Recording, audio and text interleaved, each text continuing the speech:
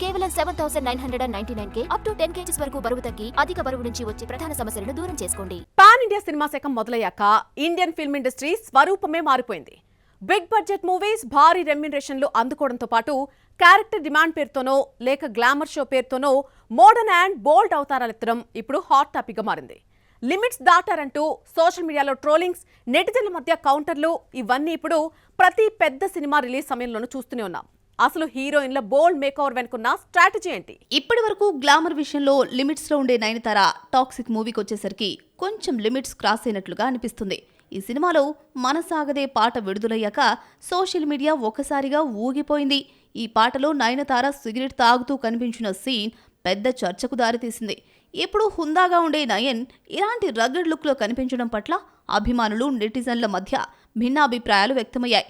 ఇదంతా కథ డిమాండ్ మేరకు చేసిందా లేదా గ్లామర్ మేకోవరా అన్నది ఇప్పుడు హాట్ టాపిక్. ఇదే సినిమాలో కియారా అద్వానీ నటిస్తున్న నాదియా పాత్ర చుట్టూ కూడా పెద్ద ఎత్తున ట్రోలింగ్ నడిచింది. కియారా అద్వానీ బోల్డ్ రొమాంటిక్ సీన్స్లో నటించిందనే ప్రచారంపై స్పందించిన యష్ బెంగళూరు ట్రైలర్ లాంచ్ ఈవెంట్లో ట్రోలర్లకు గట్టి సమాధానమిచ్చారు. దర్శకురాలు గీతూ మోహన్ దాస్ కథ డిమాండ్ మేరకే ఆ సీన్స్ తెరకెక్కించారని, అర్థం చేసుకోకుండా విమర్శించడం సరికాదని అన్నారు. కియారా సైతం ఈ చిత్రం తన కెరీర్ను టాక్సిక్ ముందు ఆ తర్వాత అని మార్చేంత మైల్ స్టోన్గా నిలుస్తుందని చెప్పింది. రామ్ చరణ్, బుచ్చిబాబు కాంబినేషన్లో వచ్చిన భారీ చిత్రం పెద్ది.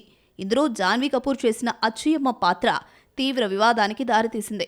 సినిమాలో ఆమెను కేవలం గ్లామర్ కోసమే తీసుకున్నారని, తన క్యారెక్టర్ పరంగా ఎలాంటి పాజిటివ్ రెస్పాన్స్ రాలేదని, ప్రేక్షకుల నుంచి నెగిటివ్గా స్పందన వచ్చిందని జాన్వీ ఓ ఇంటర్వ్యూలో బాధపడింది. దాంతో దర్శకుడు బుచ్చిబాబు వెంటనే స్పందిస్తూ బహిరంగంగా క్షమాపణ కూడా చెప్పేశారు. ఆ వివాదాస్పద సన్నివేశాలను సినిమా నుంచి తొలగించారు కూడా.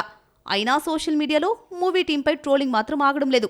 పుష్ప సినిమాలో టిపికల్ సౌత్ అమ్మాయిగా నటించిన రష్మిక నార్త్కి వెళ్లేసరికి గ్లామర్ విషయంలో రూల్స్ బ్రేక్ చేసేసింది. సందీప్ రెడ్డి డైరెక్షన్లో వచ్చిన యానిమల్లో గీతాంజలిగా ఎమోషనల్ అండ్ ఫ్యామిలీ రోల్లో మెప్పించింది రష్మిక. ఇక కాక్టైల్ 2లో స్టైలిష్ అర్బన్ లుక్లో గ్లామరస్గా కనిపించింది.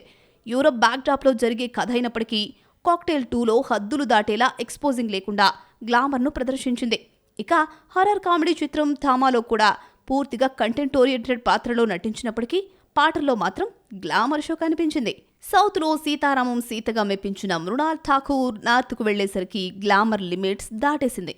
డేవిడ్ ధావన్ దర్శకత్వంలో వచ్చిన హై జవానీతో ఇష్క్ హూనా హై దీనికి బెస్ట్ ఎగ్జాంపుల్. ఈ మూవీలో వరుణ్ ధావన్ సరసన మోడర్న్ అండ్ గ్లామర్ దుస్తుల్లో కనిపిస్తూ సెన్సేషన్ క్రియేట్ చేసింది. ఇది అసభ్యకర ఎక్స్పోజింగ్ కాదని, కథలో భాగమైన ఒక స్టైలిష్ మేకోవర్ అని మృణాల్ తనపై వచ్చిన విమర్శలకు సమాధానమిచ్చింది. ఇదే సినిమాలో నటించిన పూజా హెగ్డే గ్లామర్ రోల్స్ చేయడంపై తను చేసిన కామెంట్స్ ని నెటిజన్లు మళ్లీ తెరపైకి తెచ్చారు. గతంలో అలా వైకుంఠపురంలో లెగ్ సీన్ వివాదం సమయంలో సౌత్ చిత్రాల్లో నాభి, నడుము ఎక్స్పోజింగ్ చేయడంపై ఆమె చేసిన కామెంట్స్ ఇప్పుడు బాలీవుడ్లో గ్లామర్ పాత్రలు చేయడంతో డబుల్ స్టాండర్డ్స్ అంటూ విమర్శలొస్తున్నాయి.